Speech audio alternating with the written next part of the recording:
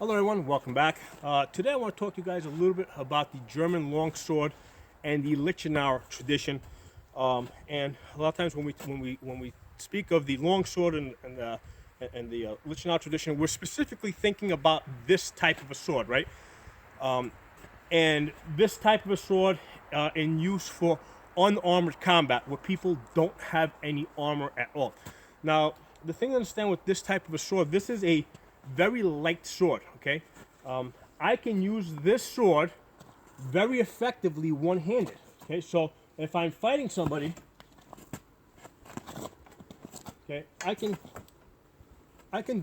be a lot, if I really want to win, right? And I know somebody's using this type of sword and I know I'm not wearing any armor, okay? Why would I want to get this close to them, right? To make this strike when I can do that, right? And I can be a lot safer, all right?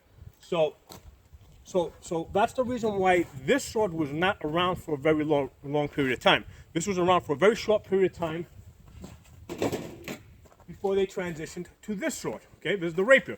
The rapier, basically, it's a little bit longer, so I can do all the things I was doing before, and I can do it at the distance, okay? I get a couple more inches that I can stay back, okay? So that's the reason why this sword was not around for a very long period of time. They very quickly moved to this sword. So let's talk about the Lichen Hour tradition now, right? Now, first of all, let me say this. Within the Lichen Hour tradition, they talk about fighting from the four windings, okay? The four windings, right? You're here, coming up to here, right? Or fighting from the long point, right? So again, you're using the windings to fight from the long point. So again, we're doing the same thing. I'm in the long point here. I'm using the windings to gain leverage, okay? Right? So again, that's all this stuff, right? That's the same as if I was doing that with the rapier. So rapier fighting, in my opinion, took one aspect out of the Lichen Hour system, fighting from the four windings, and developed a whole system of fighting based on that portion of Lichen Hour. Okay, so how about all the other stuff in Lichen Hour? Well, like I said, this sword was only around for a short period of time. This sword was around for a lot longer. Okay. And as you can see here, okay, this has, a parallel blade. There's a lot more weight here. I cannot easily hold this sword out and quickly move this around, okay? So a sword like this, I have to use two-handed, okay? And a sword like this, why would I be using a sword like this that has a little bit more weight on it? Well, I probably would not be using this against somebody that is completely unarmored. I would probably be fighting somebody that's in mail armor, okay? So if somebody's in mail armor, okay, basically I want to make percussive blows that will affect them, okay? Because obviously this is not a thrusting sword. This is not going to break mail rings, although it might. But this is a percussive sword, okay? So with this, I want to do all the Lichen Hour stuff, okay? So in my opinion, okay, this is the type of sword that the Lichen Hour system was developed around, because this is a cutting sword. This is a sword, and it's also obviously it's a thrusting sword. I can thrust with this, but I cannot thrust one-handed as comfortably. With this, I can thrust two-handed, okay, and I can control the blade. So this type of a sword sort of forces me to use two hands, okay? This type of a sword, I don't need to use two hands. So, it's not going to take me long to realize that since I don't have to use two hands, I'm not going to use two hands. And then, since I'm only using one hand, let me shorten the grip up a little bit and turn this into a rapier, okay? So, now let me talk to you guys a little bit about actually fighting with this type of a two-handed sword. Now, when I fight with this sort of a sword, I'm calibrated from mail armor, right, which is like a 10th, 11th, 12th century fighting style. I'm hitting with full power and full speed.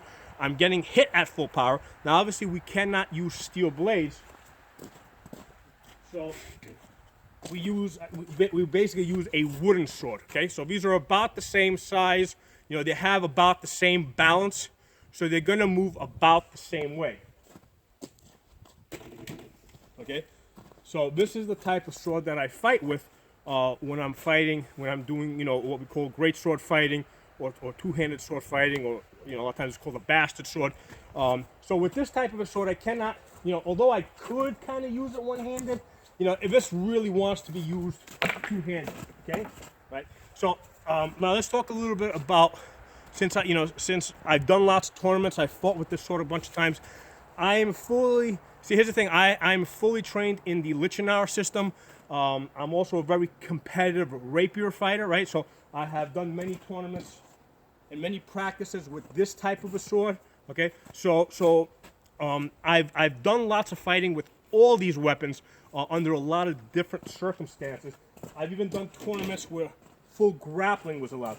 So what I want to tell you guys now, talk to you guys a little bit about now, is what techniques do I mostly use when fighting? Okay, because you know I know I'm very well familiar with the entire Lichen Hour system, but in practical fighting, most of the time when I'm fighting, what actually wins the tournaments, or what actually wins the bouts in practice? Okay, and what's happening is most of the time I'm squaring off with somebody over here.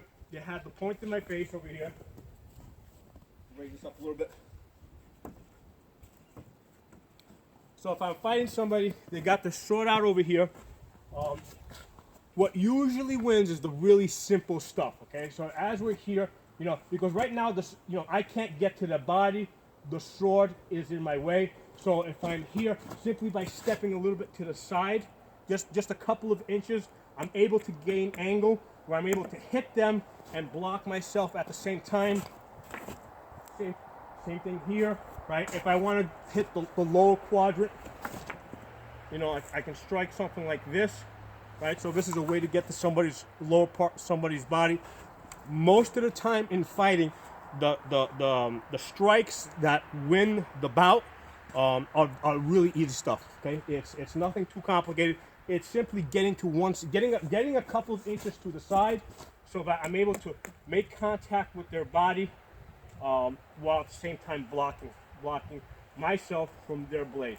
Okay, so that's what most of you know, two weapon fighting is about. It's basically about holding the center line. So as I'm here, right, my body's here and here. To block, I just need to move the sword just a little bit to the side. So of course I want to do that in such a way that I'm also taking back initiative.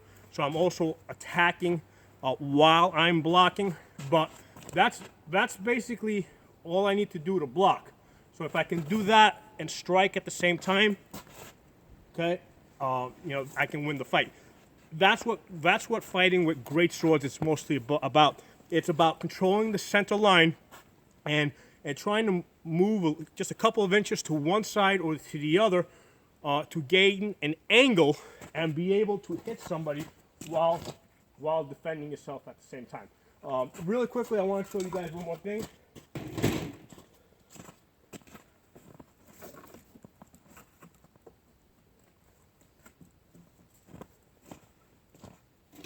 Okay, so these are sharp swords. Turn it this way so you can get a better angle. All right. So with the typical classic longsword, sharp blade. Okay. Okay. As you can see, just because there's not that much mass here, okay, that doesn't bite too hard into the wood. Okay.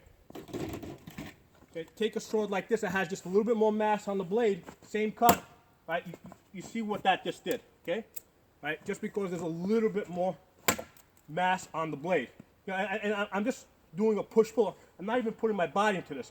Just by doing a push-pull, right, you can see how that takes off chunks of wood because of the shape of the sword, because it's just a little bit more weight over here. So you can see that from this demonstration over here, you can see why this sword is meant to make cuts. Okay, this is really good at cutting. Obviously, it can also thrust pretty good. It's stiff enough that it can make a good thrust. Okay, but this was primarily a cutting sword, or if you're wearing mail armor and you get hit with this, I mean, you're gonna feel it. Okay, especially if you get hit, let's say on the collarbone, you know, or on the shoulder or an elbow with something like this. you know, that's going to put you out of the fight.